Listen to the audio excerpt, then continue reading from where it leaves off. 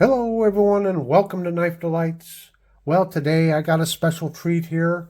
I have two of the Buck 110 Lite Hunters, and I want to point out at the very beginning this beautiful orange one here was just gifted to me from Mr. Barlow.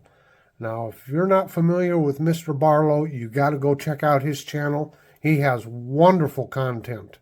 I got to tell a little story. It's been, well, probably over a year or so ago, and I had just kind of started my channel and gotten it going. And well, anyway, one day I had a really tough day at work, and I come home and I turned on the tube to watch these magical electrons across my screen, and Mr. Barlow did a presentation on his buck knife collection.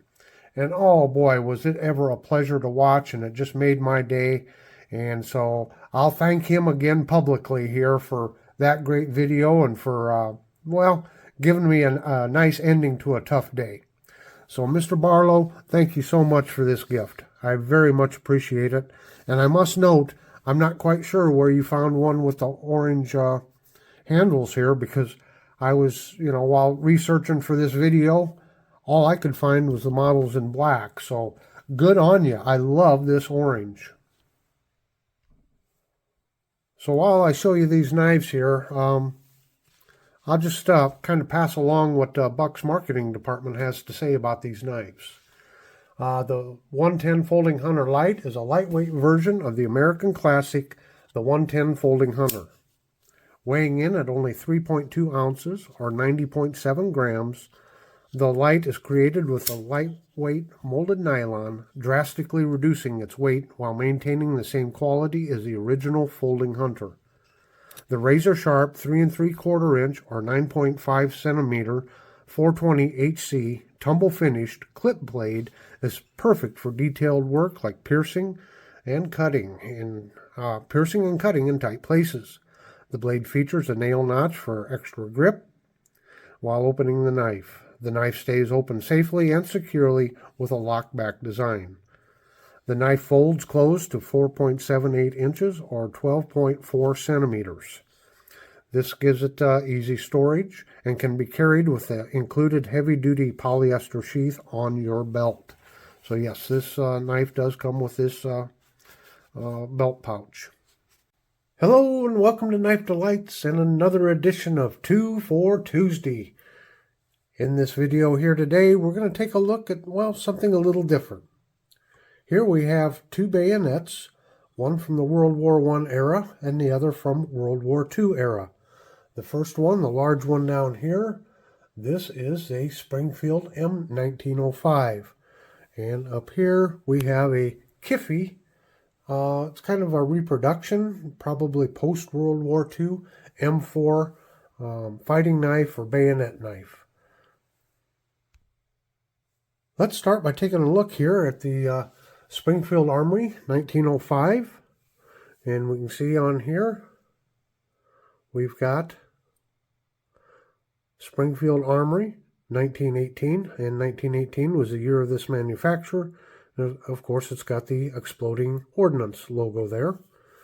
And we turn it around on the back, and we can see it says US, and then there's a serial number on it.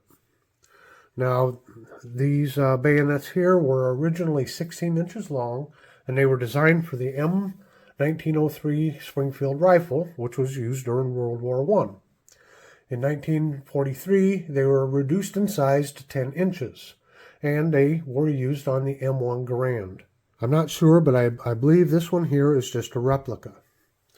And this is the M4 bayonet, and it was originally an M3 that evolved to the M4, and then there was a couple other iterations to it. By the time the M4 came out, it saw little or no use as a bayonet in World War II. But it doesn't mean it wasn't used during, in the combat zones. Once production of the M3 knife ceased, the M4 became the substitute and was issued in place of the M3. It was extensively issued and carried as a general-purpose belt knife. Final sharpening of the blade after the parkerizing was done. This resulted in a bright line of white that could be seen if the blade is in still good condition. Later use, sharpening, rust, patina, etc. will often obscure this line. So, as you can see, if it gets sharpened, it does have a line of white on it. Well, today I thought we'd look at a couple of Bird and Trout knives, as they're commonly called.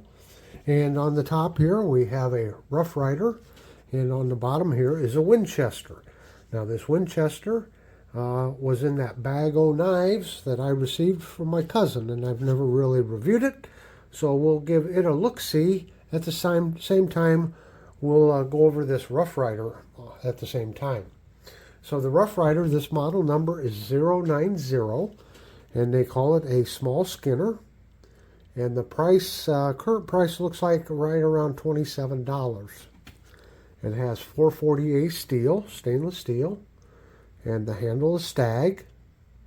The blade length is 3 1/4 inches, and it looks like it's got a hollow grind to it there. The overall length is 6 1/4 inches. And it is a full tang knife. The sheath for this is a leather sheath, like this, and we'll go over sheaths here in just a minute. And the warranty, and you know, that's something we don't talk about a lot on these knife companies and their warranties. What I could find out on Rough Rider, it says it has a limited lifetime warranty. It doesn't say if that's for every owner or the original owner or what, but there is a warranty on it. Now these knives are still available. So down here then on the bottom is the Winchester, and it's the W40 14003, and they refer to it as a trout knife. And the price, well, I was surprised, but this knife is no longer made. I could find out very little information on that knife. There was a couple websites that you know, when I searched for it, it popped up on the website, but they didn't give out any information, and it just said that the item is discontinued. So what we have here today, we got us a pair of old timers, a pair of Sharpfingers, as a matter of fact, and this is an iconic knife.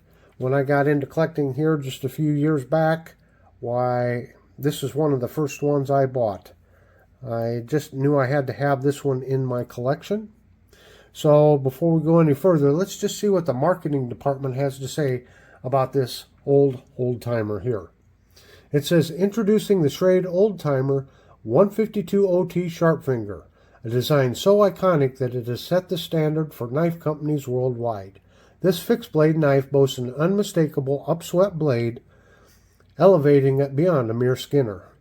Crafted with a 3.3-inch blade made of 7CR17 high-carbon stainless steel, the Sharpfinger effortlessly handles game skinning while remaining versatile enough for everyday tasks. Since time immemorial, the old-timer Sharpfinger by Schrade has been an indispensable part of every hunting and fishing enthusiast knife collection.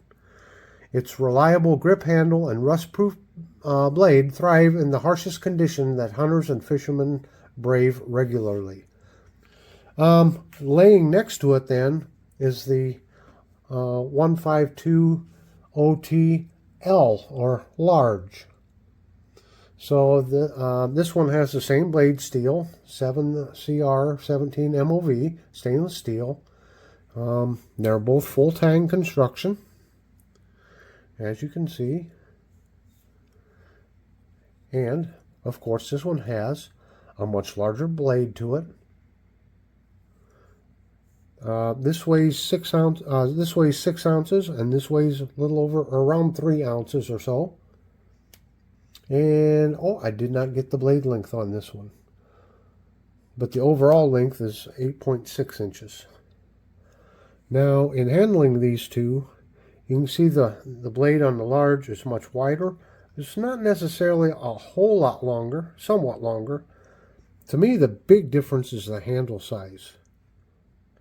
So if you have really large hands, this is might be a better knife for you.